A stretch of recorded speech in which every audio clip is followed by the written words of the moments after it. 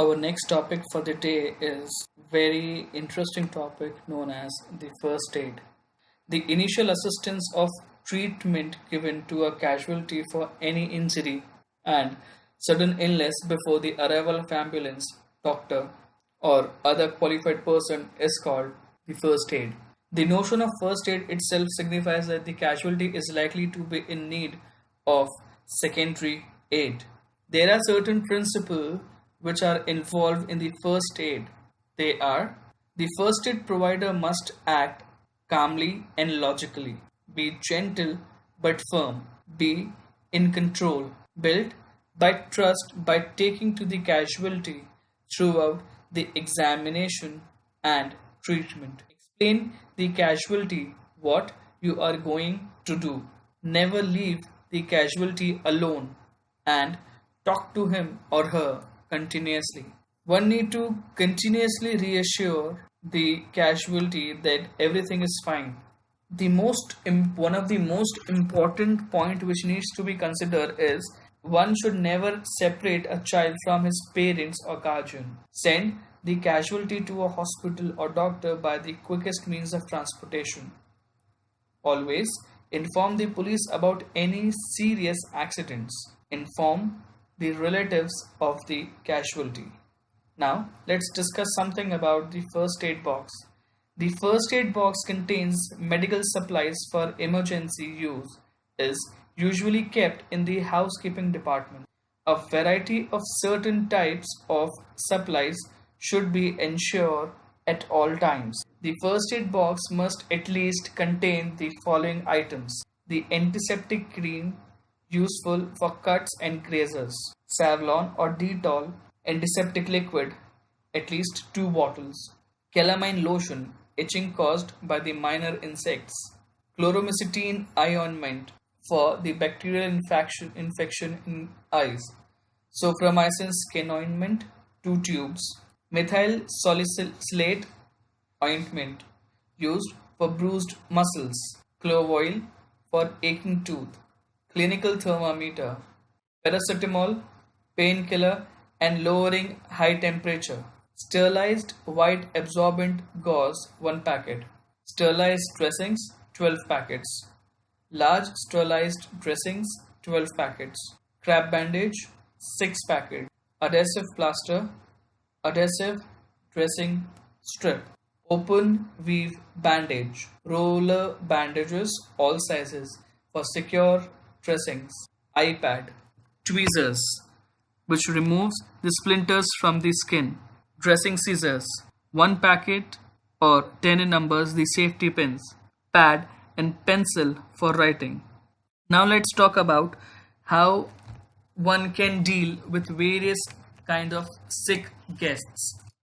In case of suffocation or asphyxia, this may be due to exposure to poisonous gas or due to something smothering or choking the victim. Try to find the cause of suffocation and remove it. Take the victim out in the open. Give artificial respiration if breathing has stopped. In case of asthma, during an attack of asthma, the person has a difficulty in breathing and there is a feeling of suffocation. In chronic asthma attacks, the use of inhaler and other medication would be prescribed. The medication should be administered to the patient. Reassure the patient until they feel better. Burns and scalds. Burns may be caused by dry heat or hot fat or oil.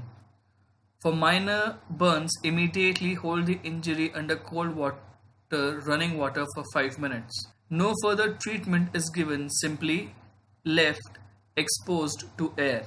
For large and deep burns, relieve pain by immersing the part in cold water.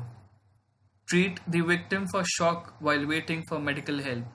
In case of chemical burns on a large part of the body, especially caused by strong acids or alkali, put the victim under cold running water. In case of fire burns, if the victim's clothing is on fire, smooth the flame in a rug or blankets. If possible, remove any jewelry, watch, socks and shoes and ear. near the burned area before the tissues have time to swell. In case of scalds caused by moist heat, pour plenty of cold water over the burned area. In case of choking may cause because of food or some foreign body is caught in the windpipe. The usual response of the victim while choking is violent coughing. If the coughing does not clear the blockage, put the victim face down on a table or chair with the head and chest hanging down and put a hard slap between the shoulder blades. In case of a small child, hold him or her upside down and slap on the back. Get the medical aid immediately. In case of convulsions and fits, the convulsions may occur in babies and children during teething or high fever. A person who falls to the ground with the arms and legs shaking violently may be having an epileptic fit. Move furniture and other obstacles out of the way to reduce the risk of injury. If the convulsion is a violent one, try to slip a knotted handkerchief between the teeth to prevent from biting the tongue. Don't force any hard object such as spoon or any other similar things. The person should be treated for shock and taken to the hospital. In case of dislocation, when the joints are dislocated, the casualty is unable to move in the usual way. There may be swelling and numbness beyond the point where the dislocation has occurred. Don't attempt to replace the bone in its proper place. Keep the parts as still as possible till the medical aid arrives. Now let's talk about some other guests where we are dealing with the sick guests in the sanitization. If there is no in-house doctor or nurse in the establishment, the housekeeper will require to attend the accidents, injuries, illness or deaths. He or she should have knowledge of first aid and procedure for dealing with injury and illness. All room attendants should be trained to inform the housekeeping office while trying to trace such incidents. He or she should have sympathy with the guest. If any serious illness doesn't appear, make the patient comfortable and arrange for meals to be sent to room.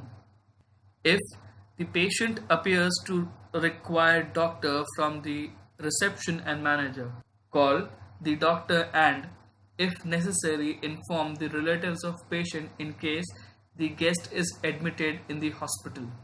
Sanitization or sanitizing of a guest room becomes necessary if the guest was very sick and especially if a guest has an infectious disease.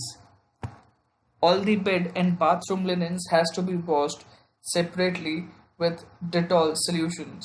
The curtain should be washed. Normally, the bathroom is completely scrubbed with disinfectants. All the furnitures are thoroughly cleaned and wiped with a mild sanitizing agent such as Dettol. Windows are thoroughly cleaned. The carpet is shampooed and a little sanitizing agent is added to shampoo. Normally, air conditioning or air conditioned is left on for ventilation where normally ventilation is not possible.